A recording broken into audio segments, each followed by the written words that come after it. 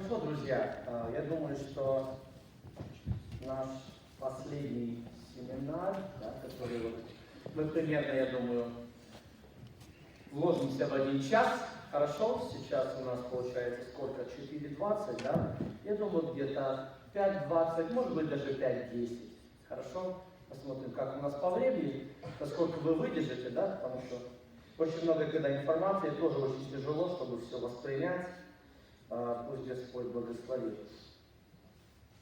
Хорошо, мы поговорим немножко о влиянии музыки.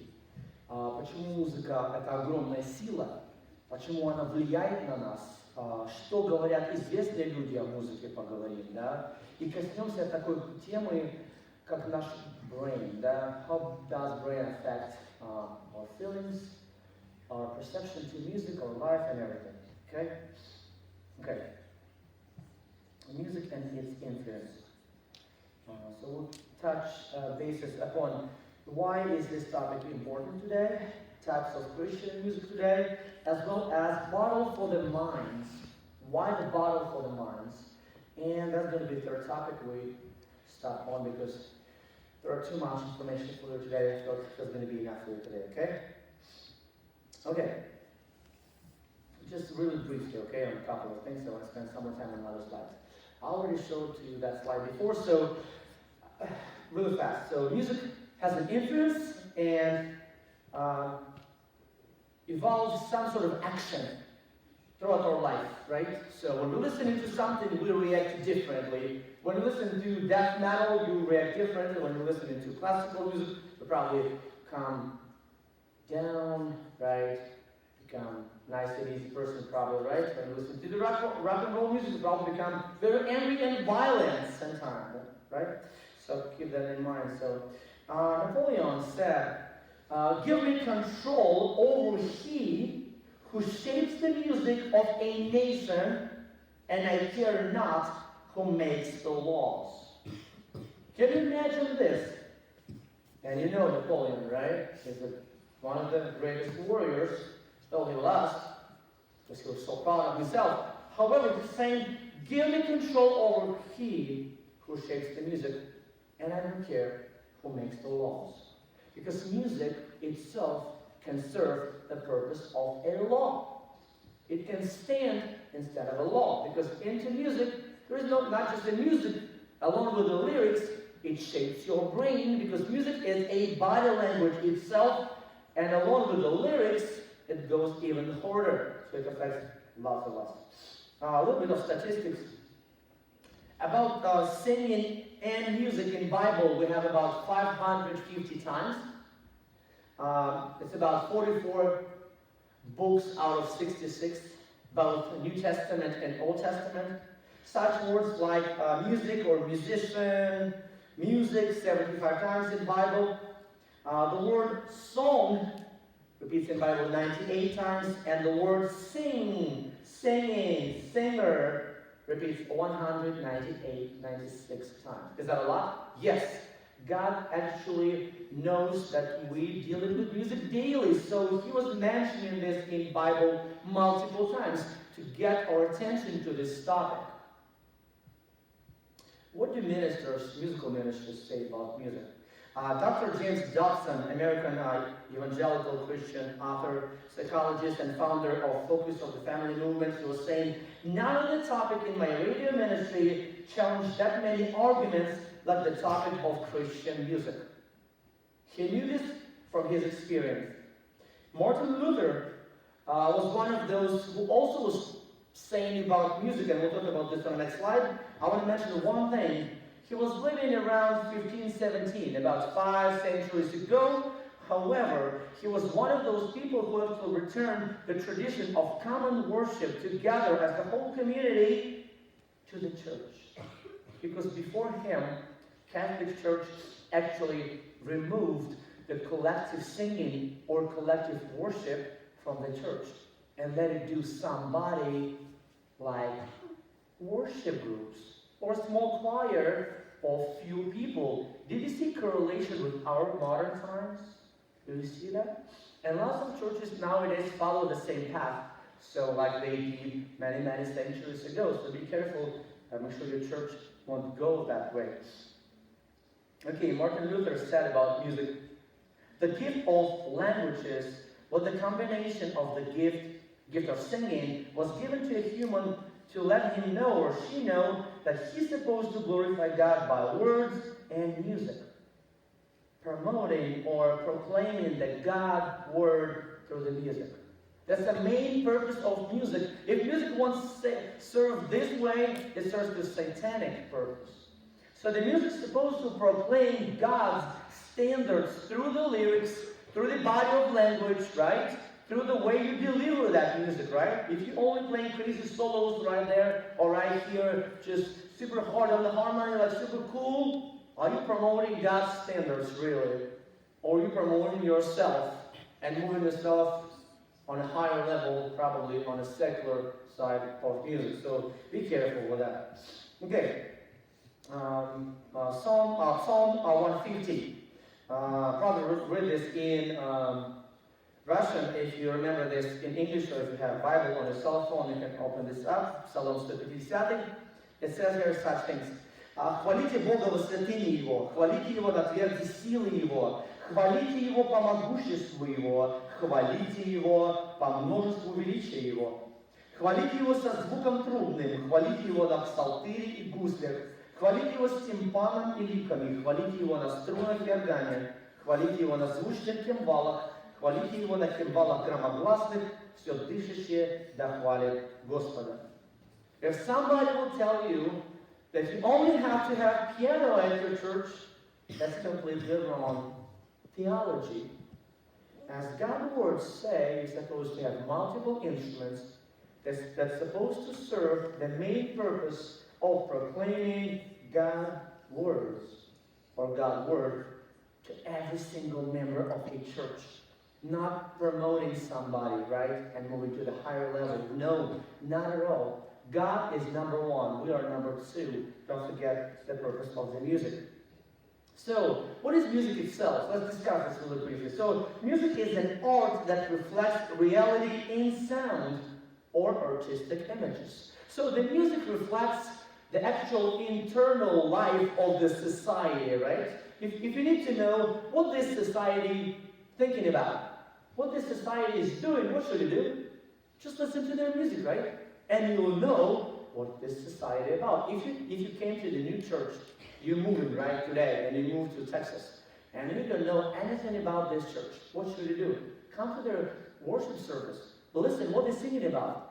Are there songs that show super modern, or maybe oldies one, or maybe they should promote Hillsong music or something like that, or maybe they're doing rap during the preaching service.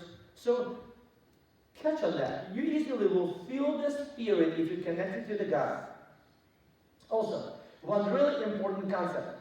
The concept of Christian and non-Christian music is too conditional. So today, honestly, it's really hard to say this music is Christian, that is not Christian. It's so blended with all worldly stuff that you often cannot say that this is ever Christian music. Or you barely can say that. I would rather say, is this music spiritual or not spiritual? Does that make sense? So is this music have a source from the God, or this music has a source from the Satan? That's the main criteria for me as a Christian, first of all. Okay. So, music is a worship of God or man. Definitely if you say God, right? You're not celebrating yourself at church. So be filled with the Spirit. Being filled with the Spirit creates a spiritual atmosphere at home, at work, and in church. Did you ever hear that? Maybe your parents still remember that culture when we were singing at our houses on Sunday after church. Do you remember that at all? Do you? Maybe anybody can recall that? This culture completely disappeared from our families nowadays. We stopped doing that. And I'm telling you, each family gets stronger when they get together, pray together, read the Bible together, and sing together as a family. I noticed we miss that culture a lot. Nowadays, we only serving God and singing here at church. We do have great worship teams and stuff like that, but we stopped singing at home. Okay, that's a big deal. The worship starts from the home and it concludes here at church, right? As a final stage, Sunday morning or Sunday evening. So keep this in mind. So if you have a chance to return this to your home, maybe you get married one day, I hope you will. So start this tradition at your home. Get piano, do musical evening, do singing, get a couple of songs, get together. So that's really great tradition. You will see how your family will change. They will taste that good apple, if you would, okay, of Christian culture. They will never sing trashy music of this world. And also, you will promote the positive culture of music. Okay, a couple of things I want to bring to you. So, the types of Christian music. Number one, Gregorian chant. Anybody heard about this? Maybe Gregorian chant. That's a typical, like 11th, 12th, 13th centuries and before that music. Then concert music, masses, cantatas, gospel, Orthodox and Catholic liturgy, a cappella music, lots of good stuff. I want to bring to you some type of Gregorian chant. You might recognize that. Can you play this for me? Sound. Thank you.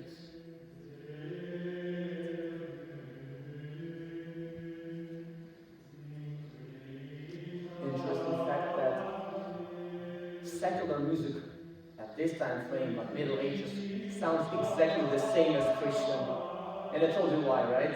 Because it was written by those who were hired for church. If this sounds good to you? Is that clean? I heard somebody was rapping about this kind of music. Christian baby. It's real bad. Okay.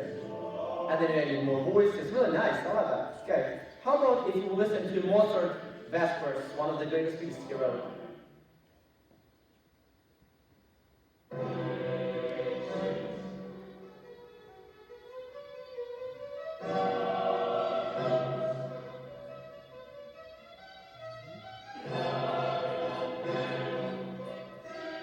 It was written for coronation of kings and queens in Austria, Vienna, 18th century.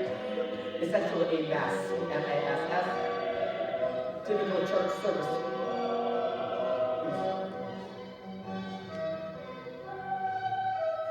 Imagine your church choir or worship group. That's the stuff of the church.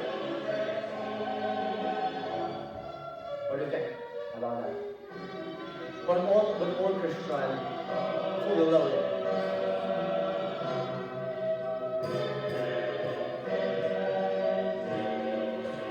We lost that taste, huh? Do you feel that? We lost that taste of quality stuff. Alright, let's keep going away from that. Okay. So, in modern liberal Christianity, we use such genres like rock music, typical like rock ballads, technically, or hip-hop, rap.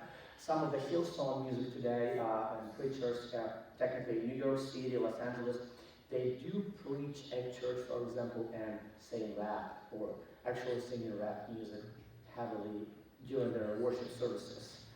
For me, it's completely contradiction with the God's law that's saying there is no supposed to be any rebellion and music brought into his house, right? Because that music actually has a character of rebellion against everything, and we bring such character into church. This music changes our character. It does. Believe me or not, it does. Music changes your character a lot. So the thing that you listen to will change your brain, and then change your attitude, the way you talk, the way you behave, and everything. The way you make choices. Because it goes through this part of your brain. Okay, I bring to you one of the famous, it's also a famous piece called Chaotic Resemblance. That's typical, I think it's heavy metal or something like that. That's a Christian song. Consider this one. That's a Christian song.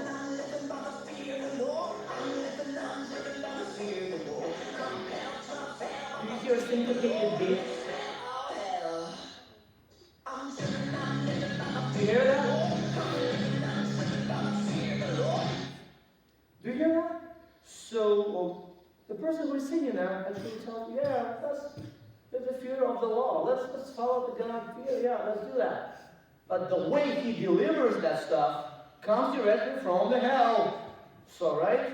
And all those models of contemporary or old-style rock actually just transferred into the church. Okay, let's do that. So we call this Christian rock and roll.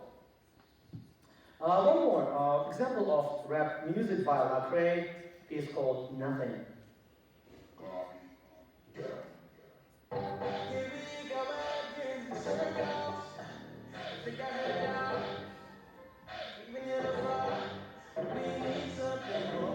Syncopated, heavily.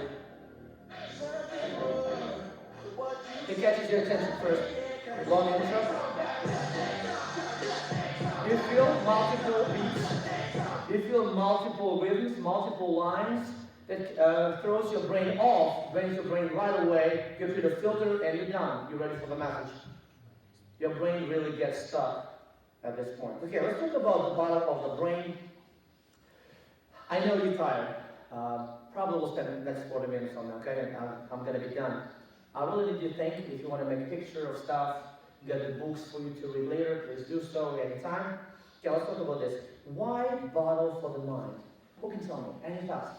Why is Satan such a hardly fighting to get our attention and change our brain and get it into our brain? His thoughts. Why? Yeah. Because the mind is connected to the spirit and the body. Through the mind, you can affect your spiritual state and your spiritual growth in God, and also through the mind, you can affect how you physically or control your body and all that. And if Satan gets a hold of your mind, then he can take a hold of really anything else. Okay, best explanation. Thank you. Yes, so brain is the part of your body that controls lots of different things. And I'm telling you, scientists nowadays still fighting for getting new things about brain, and they discover something new every single day. And Satan knows that. Let me bring a couple close for you.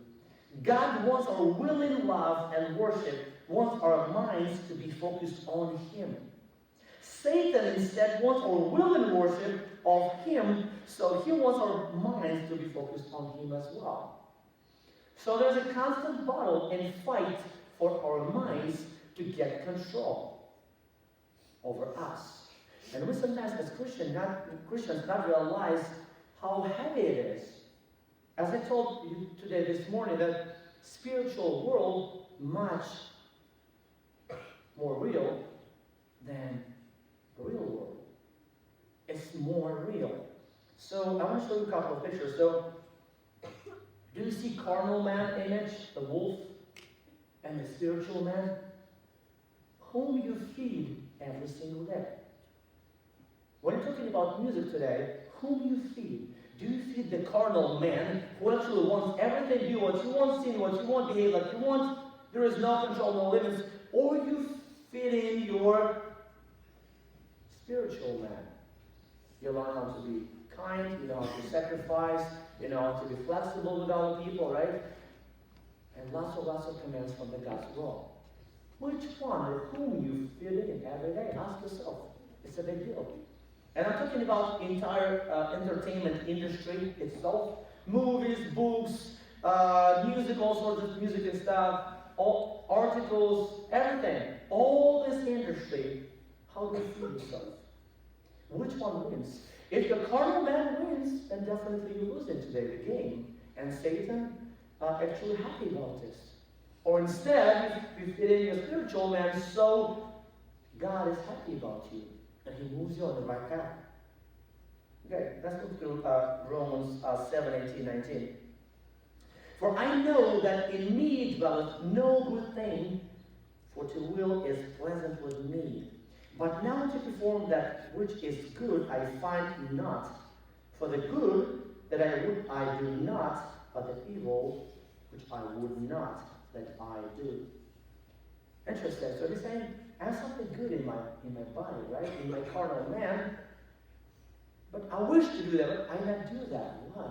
So Apostle Paul also struggled with challenges, with temptations, and God gave him this word, right? So, I wish to do something good, but it not happens to me. What happens? happened? What's wrong? I feed my carnal man. So the carnal man is really strong. And Satan knows that when we're listening to the bad stuff or watching bad stuff or saying bad stuff, then we're losing. We feed our carnal man really hard, so our spiritual man dies every day. So how Satan gets to our minds? Let's talk about this real quick. Look at these images. Through 5 senses. Number 1, vision, hearing, touch, taste, and smell. Now use all parts of the brain, both sides of it, left and right. Think how Satan gets to our vision, the stuff that we watch every day, right? What we watch. Number 2, hearing. What we're listening to. That's all about music, right? What do we taste? Smell, touch. I'll give you some time to think. How Satan can reach and get to our brain through every other 3 senses. Okay? Really interesting. Think as you're going to drive home, ask yourself, think, analyze, okay? Okay, let's talk finally about frontal lobe responsibility, okay? Number 1. So the frontal lobe is the front part of our brain. So it's responsible for multiple things, according to scientists, neurology scientists, by the way. Behavior, learning, character, thinking, emotions, self-control, planning, problem solving. Do you see how many things involved into frontal lobe cortex? How many things it actually does for you, for your body? Definitely Satan cannot leave us alone with that. Because when he gets through this, removes all filters, then he can easily get us and we will follow his behavior.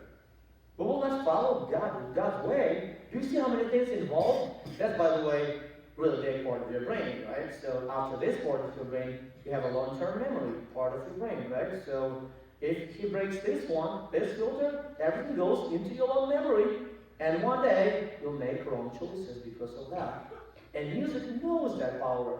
Musical people know that. That's why they give you very syncopated music all the time, heavily syncopated music first, and there are long intros, then lyrics, then message. So your brain is ready for that. Couple more things about functions of frontal lobe. So reasoning, social understanding, and learning, recalling the information. So frontal lobe is responsible for complex processing of information like logic, reasoning, judgment, decision making, and creativity. So technically that's your character. That's who you are in this life. So he wants you to serve the purposes what he is, Satan, not what God wants from you. Also, social understanding. So your frontal lobe controls understanding of social norms, helps determine what one should or should do or say. Do you see how many things involved into your brain capacities and functions? And Satan definitely knows that stuff. That's why he tried to use 5 senses to get us under his control with everything possible. And music, one of those huge tools in his hands that he uses every single day. Okay, couple of things. I would recommend to you to read this book if you actually love to read. Small letters, I don't know if you can handle it, but The Power of Sound. This big research paper, if you would, done by Dr. Alfred Tomatis. I mentioned him today. He's from France. He did lots of good work over sound, especially how the heartbeat or syncopated beat of rock and roll and rap music affects the water crystals and molecules. So he's saying, driving drum rhythms in excess of 3 to 4 beats per second will put the brain into a state of stress. What does the brain? The brain in a state of stress, what it does? You already know that. Releases morphines, right? Those hormones to get kind of in a normal condition. So now you're opening the filter and you're ready for message. That's why it's dangerous for us as a Christian. And God says you have to keep your thoughts pure and your brain clear, right? To hear the God words, to hear what He's saying to you, okay, to be able to critically analyze what's happening around you. When you go to a rock and roll concert or rap music concert, You cannot control yourself. The crowd cannot control themselves at all. They're already out of control. So the message goes directly to their long-term memory, and they get brainwashed with everything. That's why they behave so crazy when they go home. Couple more things. Regardless if the listener likes or dislikes the music, when the brain is in stress state, it releases opioids, hormones that function like morphine, as I mentioned before, okay? So it's a really big deal. Couple more things about polyrhythms. The polyrhythmic elements are in every single genre of music, besides classical, romantic music, they are not. But anything that was created after 1950s technically involved with, connected with polyrhythms. For example, the voodoo culture, right? It came to America from the African continent. Couple of things real quick here. The listening to extensive polyrhythmic syncopated beats, like 2 or 4 beats per second, also put your brain into the stress. It may be any instrument. You can play guitar, you can play piano. Can you play multiple rhythms on piano? Definitely can. Can you bring the voodoo culture when you play piano? Definitely yes. So it depends what you play in the piano. You can use God purpose, or can you be driven by Satan propaganda, if you would. Okay, so let's talk about voodoo culture for a second. I'll play for you one short example, and we mention a couple things. How many lines do you see of prelude? 2? About 2?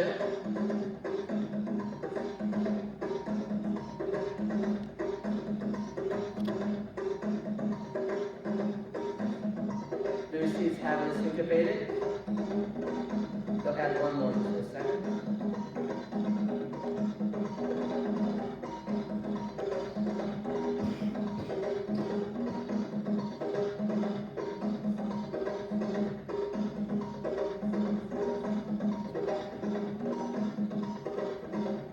Do you see how repetitive? Okay? It gets you to the mode of trance when you cannot control anything at all.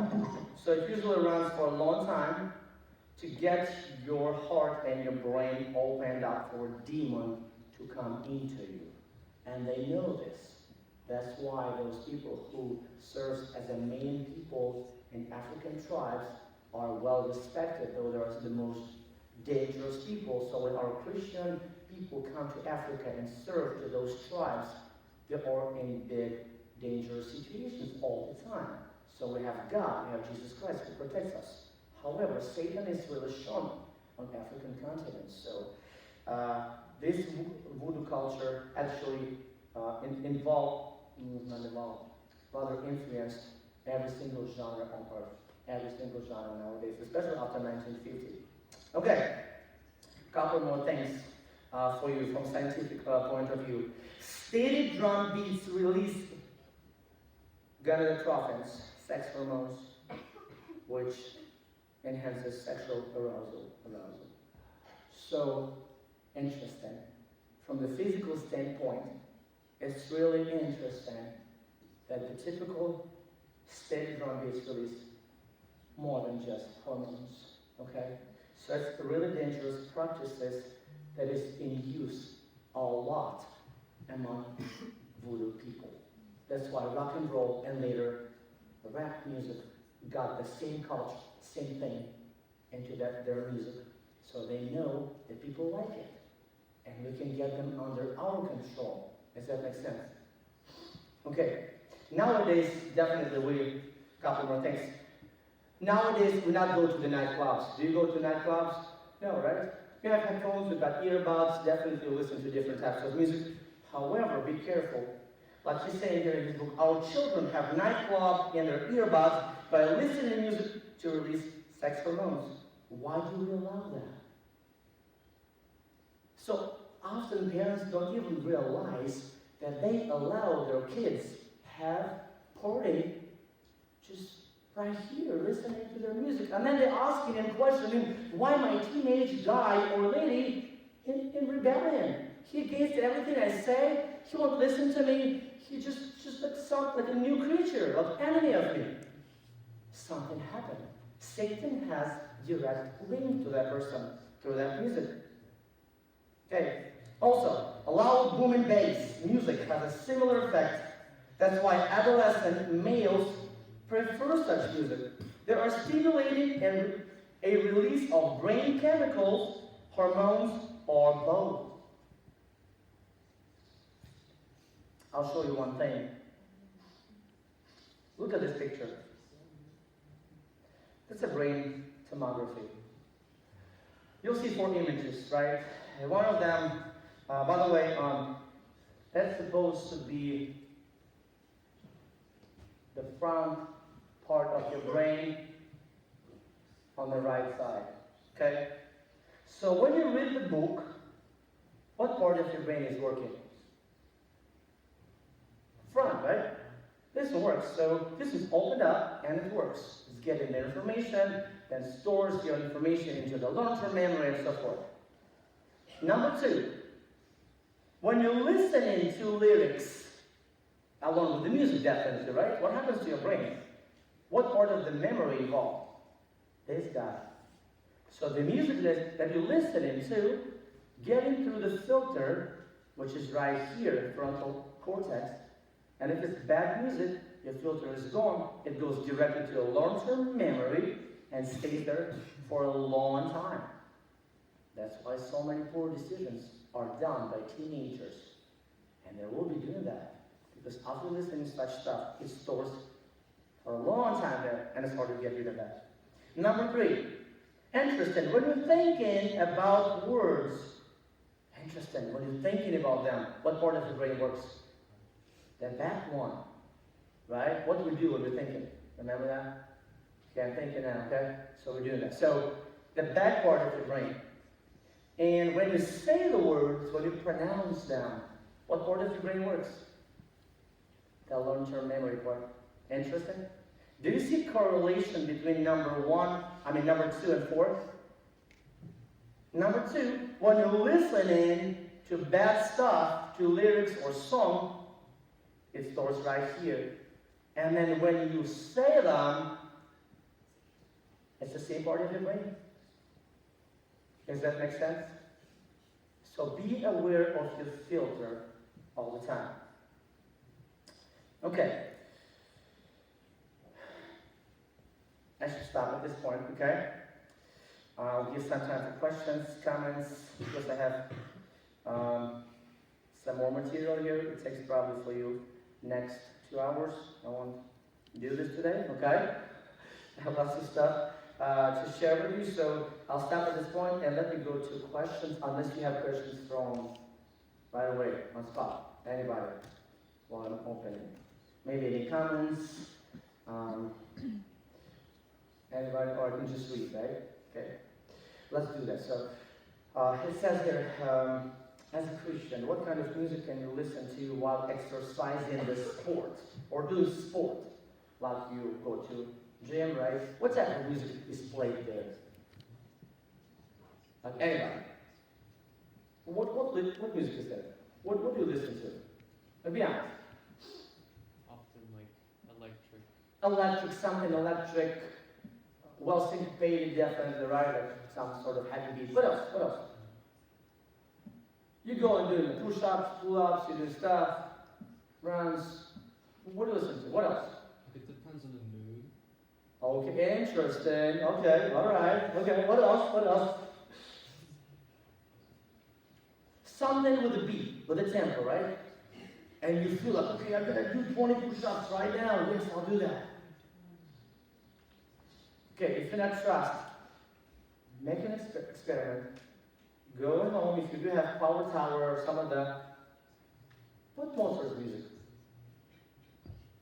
Try it. For a week. I'll make a challenge, for real, make a challenge. I like to make a challenge with young people. Do a challenge and practice for a week. You'll see a big difference. Still do push-ups, pull-ups, jumps, whatever you do there, okay? To put this part into shape, right? Especially. So, go ahead, yeah, try that. Stop playing that electrical music at all. Try Mozart music. Put Beethoven. Don't see how much pressure in there. I'm telling you. You're going to push like 20 times harder than you did before. Okay? So, do a challenge. For real, do a challenge. Be a man. If you're a man, if you're doing that thing, so be a man, yeah. So do that stuff. Okay. Let's see. A couple more things if I missed. Okay. I need your feedback on this. What is your opinion about if someone has been listening to rap music their whole life, but they turned their life towards Christ, and instead of going back to rap, they listen to Christian rap, since they have been used to listening to rap? What do you think? I was listening to rap, being unchristian. I converted to the Christian. Now I switch to Christian rap instead. Give me some times. What do you think? Is that a good idea? I was doing rock and roll before. I got to church. Now I do Christian rock and roll. Now I was doing drinking vodka. Now I go to church and I'm drinking Christian vodka. Okay, let's do this. What's the difference? Do you see the difference? Is there any correlation, or am I too extreme? So think about this. So everything in this world can be called Christian, as in truly Christian.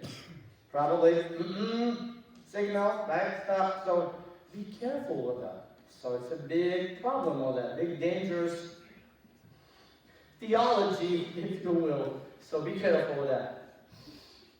Okay.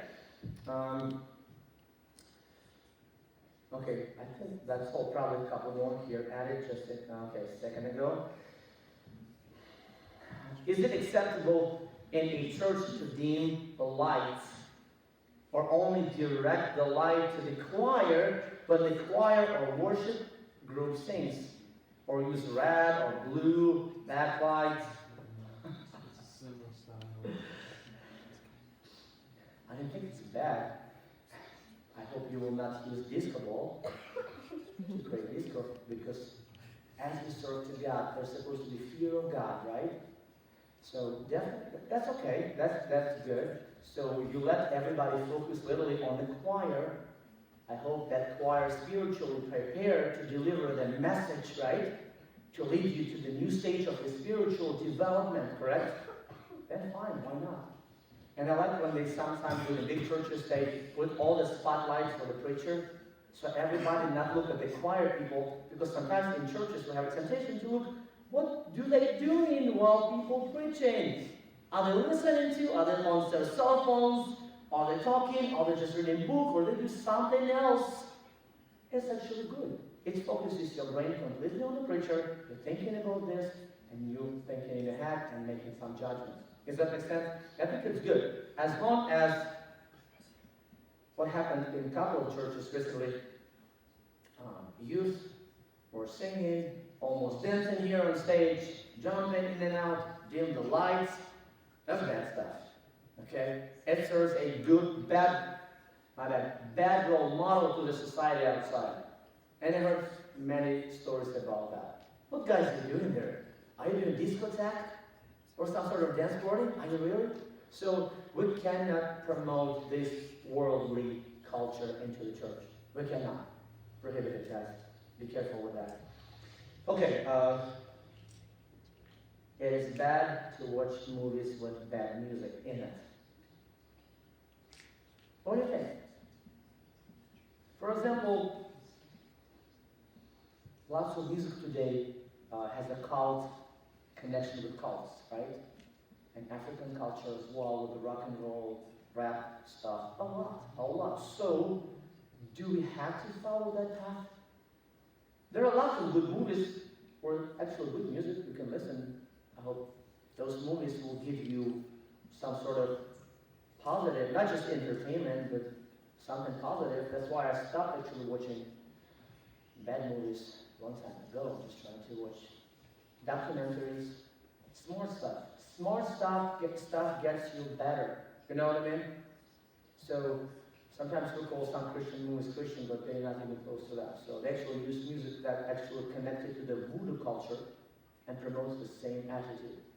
And then I don't think you feel that you're going to pray after such a movie, right? And repent and say, God, forgive me, right? You will never do this. Okay, so be careful with movies that you choose, okay? Be really careful what this movie teaches you. Does it teaches you something bad, or does it teaches you good stuff? What to learn from that movie? Because we remember bad stuff. I'm telling you, we remember bad stuff way better than we remember good stuff. It's like forever, for centuries. So think ahead. You will remember good stuff. That's your choices. I cannot give you a specific recipe. When you connected to the God, you pray, you build a relationship with Him, you're thinking, you're asking God, should I watch this with my friends? When we get together, 4 or 5 of us, does that promote something that we can learn from that movie? Or we can just do laughing and just spend nice time but not learning anything. Okay? That's a big choice, guys. That's a challenge nowadays. I always questioning that stuff. Okay, a couple more. Okay, I feel that's all, right? Okay, maybe one more.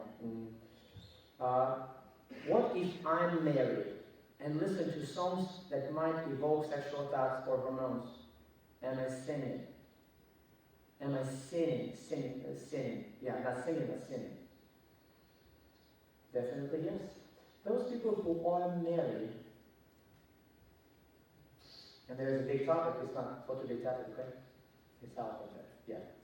So definitely, if you have a bad relationship with your wife, or maybe wife with the husband, definitely you will listen to such stuff to promote some things in your body. You should not do this, right? So you need to learn how to properly release the hormones in a proper way. It's a big topic, but not today's topic. So if you're still married and you're listening to that stuff, then you're getting into the stage where Satan can use you to break up with your wife and break the relationships. Okay? So don't listen to stuff that potentially will break relationships with your spouse. Never do this. Okay? Lots of people risk to that, and so many divorces right now happening in churches because we're listening to what we want to do. We're listening to what we want. There is no limits. There's no more boundaries. So you have to have boundaries, especially when you get married. You have to really control, because you're promoting this culture of listening to your kids. While you have no kids, that's fine. Maybe. I'm not saying it's well, but when you get kids, when they're watching you listening to that stuff, they're going to do this in more harder way. So start early and teach yourself how to listen proper stuff so your kids will listen also proper stuff. Do you see connecting kind of that? So give it in consideration. Okay. We're almost done, guys. A couple of things. Okay, that's a great question. Love that. Okay. You mentioned how repetitive harmonic progressions can put a person into unclear state of mind. Church songs have repetitive, has repetitive,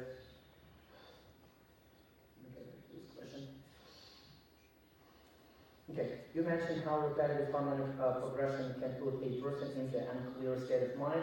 Church songs have repetitive harmonic progressions more than 3 to 4 times, and we sing them all the time. What do you think? Yes, we do sing.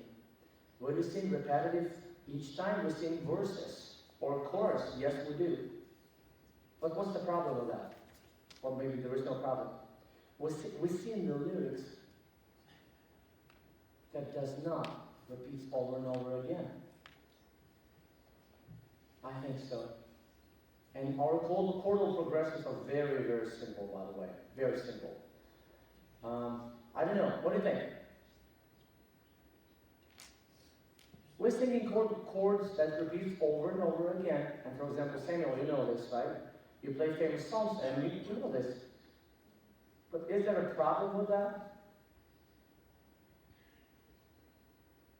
What chordal progressions do we use? Do we use like super complex chords? Or we use simple chords? Yeah. Isn't it a problem because in the Bible it says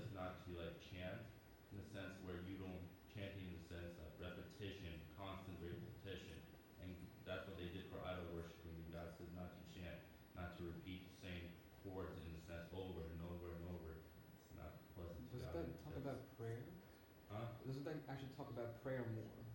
I think that's what we're talking about, no? So I feel like there is specific goals. So those people who come to the stage, they always have a goal, right? There is a goal. Do you really want to involve all church members into trance or meditation? If you do, then automatically you start reviewing same stuff over and over again to get you on your side, for example, to give you more money, right? Or stay at this church forever, right? Every single Sunday they'll come. As we're singing, our purpose is what? To glorify the God, right? And the song literally sounds how many minutes? How many? In general? Less than 5. 3 minutes? Those songs will sound more than 3 minutes. Oh yeah, they sound more. Open Hillsong music, you'll see that. It's more than 3 minutes. It's super lengthy. So that's the point of affecting human brain and brainwash that brain. We're not trying to do this as our hymns culture promotes. Yes, we do simple stuff, but we're not making it super complicated. I don't.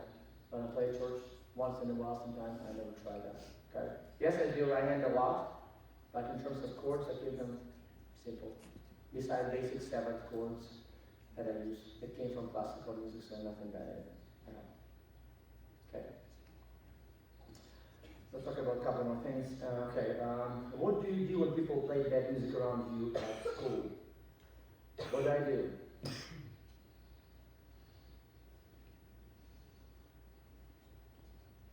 Before I start Google project, for example, with kids, I say, guys, I'll give you headphones. You have a choice to choose appropriate music or inappropriate. I can't force them, right? I can take headphones away. Yeah, I can do that as a teacher. But I say, you have a chance, you have a choice. Choose appropriate stuff versus inappropriate. So make sure your music doesn't have cuss words in it. And one day I was about to say, before choir started, I was saying, usually I say, okay guys, get up, we'll do 5 minutes worship. Everybody started to laugh at me. Okay. Instead of saying 5 minutes warm up, I say, okay, let's get up, 5 minutes worship. And my piano company started to laugh. So it was funny. I had an accident last week. Yeah, sometimes, yeah. When so many things in hand, you can say everything. Okay, what genres of music were in Christian music before rock and roll or hip hop? Spiritual. Spiritual, definitely one of those genres. Definitely not jazz as much, because jazz is more entertaining genre. Definitely cantatas, choir music. That's a big Christian before hip hop and rap. Definitely concert music, like for violin or an orchestra. Definitely Bach's music, big pieces like a cappella music, Mozart's music a lot, Tchaikovsky's music, specifically for choir. So choir was an essential part of church service for centuries. It was a big part. Every single composer technically wrote something for instruments and choir. So nowadays we try to reconsider this idea and remove choirs from our churches and put instead of worship groups. Are we losing the battle at this point? Yes, it was here for centuries. Is that said? Can we combine it together? Have worship group and choir? Yes, that's a perfect blend. We can touch hearts of every single person at church when we combine those, right? So worship group is really good for young generation, right? The choir is really good for middle-aged people who have taste in music already. Okay. A couple more. Maybe I'm missing something. Sorry about that. Let's see. You just keep adding probably. What can we do to keep ourselves clean from bad music around us if we have no choice but to listen? For example, if you are on a bus, buy headphones and listen to good stuff. You all have cell phones, do you? Raise your hand if you don't. Everybody has cell phones. What I encourage, put some good music, put Bible audio and listen to, I don't know, Revelation, Hebrews, Romans. Listen to Bible. Set yourself in the morning And you don't have to listen to music all the time. I know when I go to Walmart, right, Walgreens, or I don't know, Hobby Lobby, I listen to that music. You cannot get rid of that, right? You just pray and God gives me my brain out of that stuff, right? So pray for that. But if you have a chance, headphones on and listen to that. Or just, usually I pray, God, let me not focus my brain on that music. And I'm listening to this, but I'm not listening. Do you get the point? Okay? Like I'm listening, but I'm not listening. I'm really zoned out of that music. Easy. Okay, a couple more and we're going to be done. Okay, I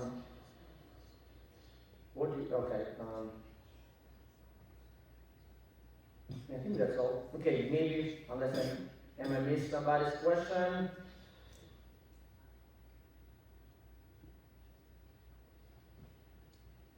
Okay, maybe one. You mentioned that the presence of heavy and constant syncopation defines rock and rap. Yes. Does there exist, or is it appropriate to have rap music, for example, that doesn't have so much syncopation, but it's simply words with music and a beat? There is no such music, honestly. It's all syncopated, even the soft, psychedelic rock? Psychedelic rock, it's all syncopated. It's all syncopated, including long, prolonged notes forever. They do use that stuff anyway, yeah. And remember, you get addicted slowly, starting from soft rock and progressive and heavy and so forth. Okay. Okay, all right.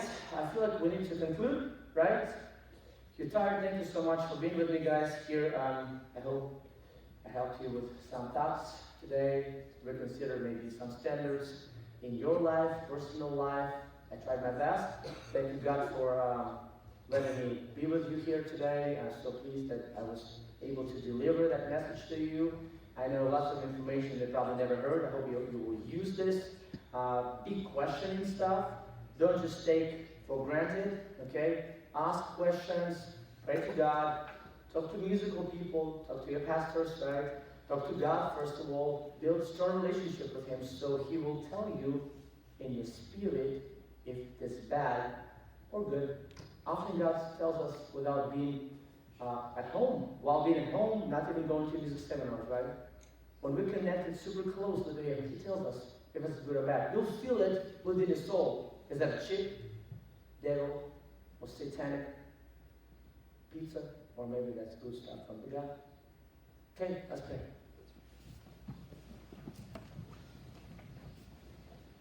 Слава и благодарность Тебе, Господь, за то, что Ты давал нам это время, мы были любимы для того, чтобы сегодня услышать много мыслей, Господь, много всего. Мы, может быть, с чем-то не согласны, что-то нам тяжело понять бывает, но я благодарю Тебя за то, что Ты дал эту возможность быть здесь. И мы можем рассуждать, что-то записывать, что-то как-то анализировать, пересматривать Твои стандарты, Господи. Благослови нас, чтобы вот эта информация, она послужила нам в дальнейшем, и когда молодые люди будут строить, и братья и сестры будут строить свои семьи, чтобы в своих семьях они принимали правильные решения, для того, чтобы действительно быть альтернативой для этого мира, чтобы не копировать то, что имеет уже этот мир. И вот мир устал от этого состояния, он хочет видеть в церкви что-то новое, новую альтернативу, новое, Господь, но не старое.